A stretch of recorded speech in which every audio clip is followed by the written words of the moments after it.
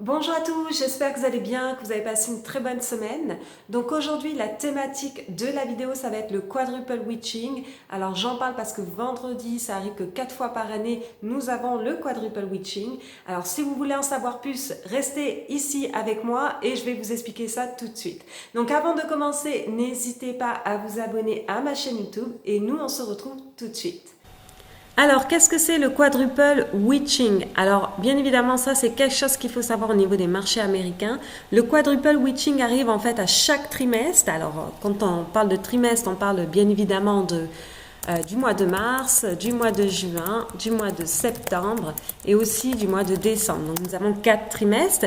Et en fait, pour chaque trimestre-là, nous avons au troisième vendredi du mois, donc pour le troisième vendredi du mois, nous avons l'expiration de 4 produits dérivés différents.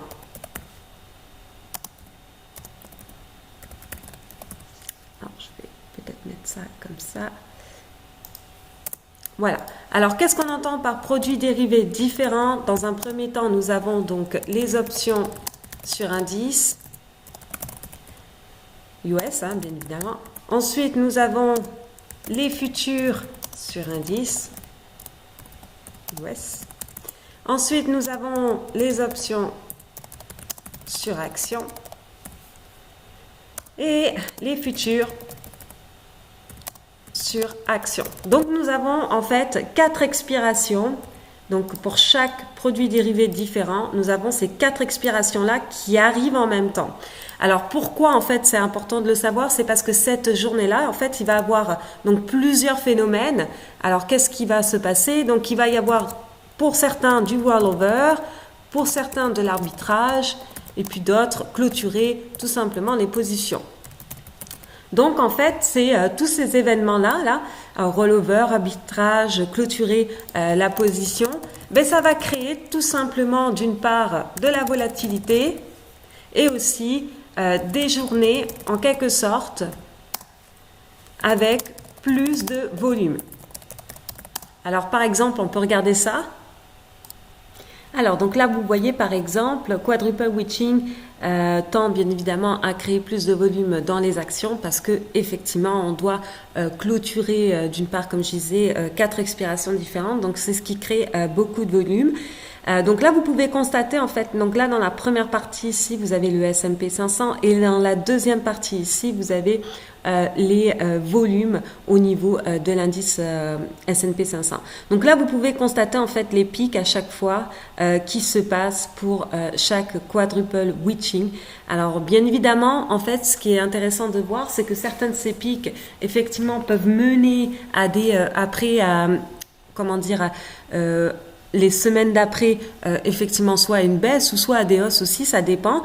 Justement, en fait, ce qui est intéressant de voir, on va le regarder tout de suite, c'est que d'une part, il n'y a pas de direction vraiment fixe le jour du quadruple witching. Ça peut bien évidemment soit monter ou descendre. Ça, il n'y a pas forcément d'éléments fixes.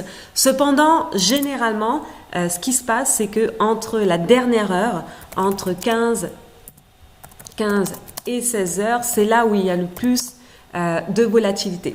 C'est vraiment l'heure approximative où il y a plus de volume et de volatilité.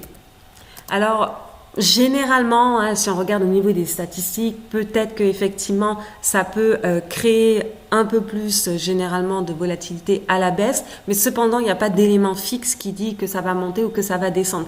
Vous n'allez pas vous dire, ok, c'est quadruple witching, je vais aller à la hausse et puis that's it, ou je vais aller à la hausse, that's it. Mais non, en fait, ce qui se passe, c'est que ça peut être l'un ou l'autre, mais généralement, ça tend peut-être à créer plus de volatilité, donc peut-être que la dernière heure, ça peut baisser un petit peu, mais ça, c'est pas forcément fixe. Par contre, après, c'est sûr que, bien évidemment, encore une fois, au niveau des probabilités, on peut voir par exemple ici vous avez une recherche qui a été faite. Et au niveau donc les returns, donc c'est-à-dire les performances hebdomadaires depuis 2013, donc généralement, si vous voyez en moyenne la performance la semaine avant witching, quadruple witching, vous avez à peu près généralement 0,46%. Après le quadruple witching, vous voyez, ça atteint peut-être à être vraiment à moins 34%. Et les autres expirations, alors les autres expirations, bien évidemment, ça peut être double witching ou triple witching, en dehors du quadruple ou du double ou du triple. Ça c'est ce qu'ils disent en anglais là. Donc là, vous avez la moyenne approximative. Après, le médian, généralement, le quadruple witching la semaine, 0,76, donc là aussi vous voyez que ça monte.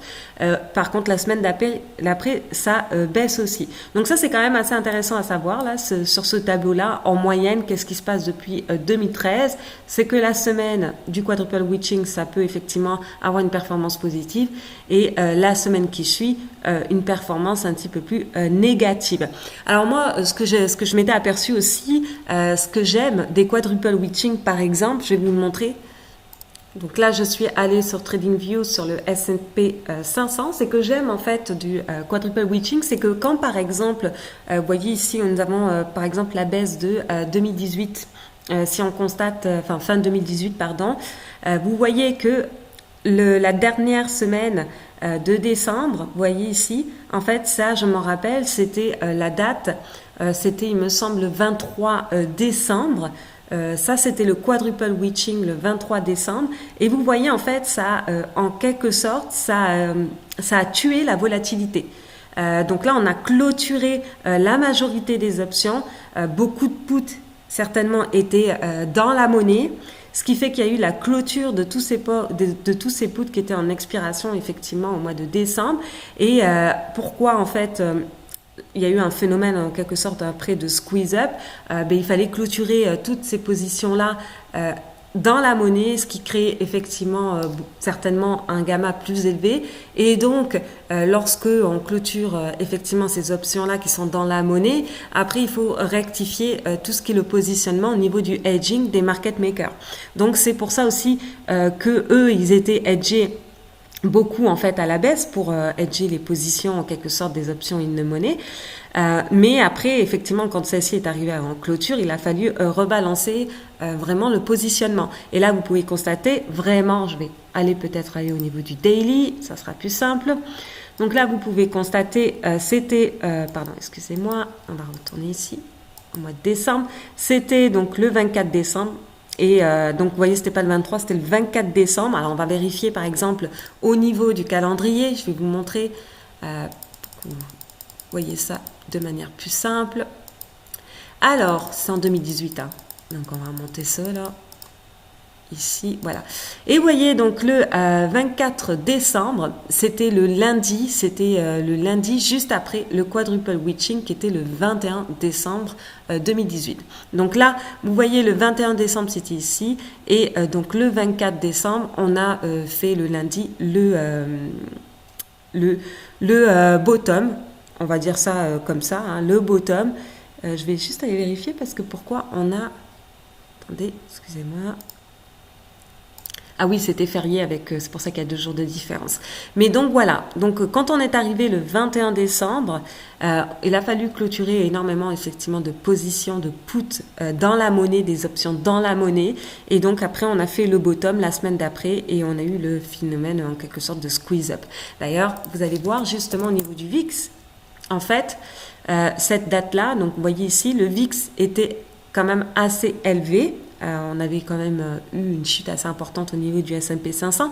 Donc le VIX avait monté de manière assez importante. Donc là, il y avait beaucoup de volatilité et le quadruple witching a en quelque sorte tué un peu la volatilité une fois que c'est passé. Donc une fois qu'on a expiré toutes ces options-là qui étaient effectivement dans la monnaie pour les puts. Donc ce phénomène-là s'est reproduit pour le bottom du mois de mars. Vous voyez par exemple ici. Donc si on revient au mois de mars, Voilà. Donc, vous voyez ici, au mois de mars, c'était le 23 mars. Qu'est-ce que c'était le 23 mars? C'était le lundi après le quadruple witching du même mars. Donc, vous voyez ici, si je reviens ici, on remonte, on va donc au 23 mars. Hop. Vous voyez, le 23 mars, c'était le lundi qui suivait le 20 du mois, qui était le vendredi, donc le quadruple witching. Donc là, on a eu le quadruple witching le vendredi et le lundi, pareil, comme en 2018, fin 2018, nous avons eu le bottom. Alors là, ça a été encore pire. Pourquoi? Parce que il faut savoir que le VIX était aux alentours de 79, 80 pour justement la clôture de toutes ces positions au niveau de l'expiration, au niveau du quadruple witching, ce qui fait que là, il y avait énormément, par exemple, d'options qui étaient dans la monnaie pour les puts. Le put call ratio était, vous voyez, put call ratio composite, non, je ne sais plus si c'est le composite, on va essayer de le taper comme ça. Put call ratio.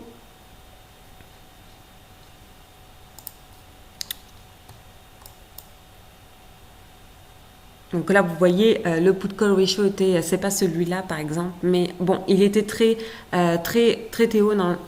haut, pardon, normalement, ce qui crée en fait le fait que les puts, il y ait plus de puts que de call. Donc là, ça crée vraiment une euphorie en quelque sorte au niveau des puts pour se protéger, normal, hein. C'était la panique sur les marchés.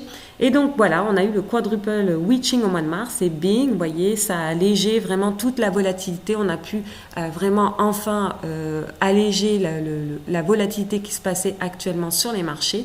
Et donc du coup, ce qui était intéressant de noter, c'est que ensuite ça a été le bottom aussi. En même temps, on a eu la liquidité qui est rentrée au niveau de la Fed. Ça a été vraiment le bottom comme au mois de décembre après le quadruple witching. Donc là, pareil, hein, vous voyez aussi, par exemple, là, on avait eu effectivement la chute au mois de février 2018. On avait un retest du bottom, vous voyez ici, au niveau de mars 2018. Et puis, c'est pareil, en fait, le deuxième test du bottom était effectivement aussi, en quelque sorte, la dernière fois qu'on a touché le bottom. Ce qui est intéressant aussi de noter, par exemple, si je peux comparer aussi par rapport à 2018, donc en fait, par exemple le VIX, on a eu la volatilité du VIX qui a été vraiment, qui a baissé bien avant le bottom du S&P 500. Et en fait, ça avait baissé vraiment au niveau aussi à peu près au niveau des expirations. Vous voyez, hop. Retourner, voilà. Donc là, on avait, ça c'était entre octobre et décembre. Et en fait, vous voyez que effectivement, courant décembre, là on a eu une baisse de la volatilité. Donc là, vraiment ce qui a en quelque sorte l'expiration tué un peu la volatilité. Et par contre, on a fait le bottom vraiment au niveau du S&P 500 bien plus tard. Comme vous pouvez voir, lui, c'était en mars. Et pourtant, en mars, vous voyez, comme on avait déjà tué un petit peu la volatilité ici, après la chute drastique ici, en fait, en mars, ça avait un petit peu allégé à ce niveau-là. Donc voilà, c'est intéressant à savoir. Alors des fois, bien évidemment, ça provoque peut-être à la baisse, des fois ça provoque à la hausse. Il faut voir aussi où se situe actuellement un petit peu le marché. Là, c'est vrai que dans les statistiques depuis 2013, généralement la semaine qui suit est plutôt à la baisse. Mais là, je viens de montrer que la semaine qui suit est à la hausse. Mais ça, c'est vraiment quand vous voyez qu'on a une volatilité impressionnante sur le VIX et aussi une baisse depuis quelque temps au niveau du S&P 500. Donc voilà. Donc c'est pour ça que c'est quand même assez important à savoir parce que ça vous permet aussi de savoir où se trouvent peut-être les options, une monnaie à la hausse ou une monnaie à la baisse et en fait de voir approximativement où ça peut un petit peu après par la suite se diriger par rapport à ça. Bon là on n'a pas vraiment de gros extrêmes comme on a eu ici ou ici, mais quand même c'est quand même assez bien de le noter. D'ailleurs, vous pouvez voir aussi au mois de juin, vous voyez ici, on a eu le repli au mois de juin et en fait, on est reparti après le quadruple witching aussi, après juin. Donc, c'est quand même assez intéressant à savoir, hein, ces dates-là. Moi, je trouve que c'est quand même assez important. Donc, je voulais faire une petite démonstration pour vous montrer. Et pour justement noter que c'est quand même des points qui sont quand même assez intéressants à savoir aussi. D'ailleurs, là, vous pouvez voir aussi au niveau du mois de septembre, on avait un quadruple witching et là, c'était aussi, vous voyez, après, on est reparti à la hausse à ce niveau-là. Donc voilà. Et voilà, c'est tout pour aujourd'hui. Donc si vous avez aimé la vidéo, n'hésitez pas à mettre un pouce. Et si vous n'êtes pas encore abonné à ma chaîne YouTube, à vous abonner.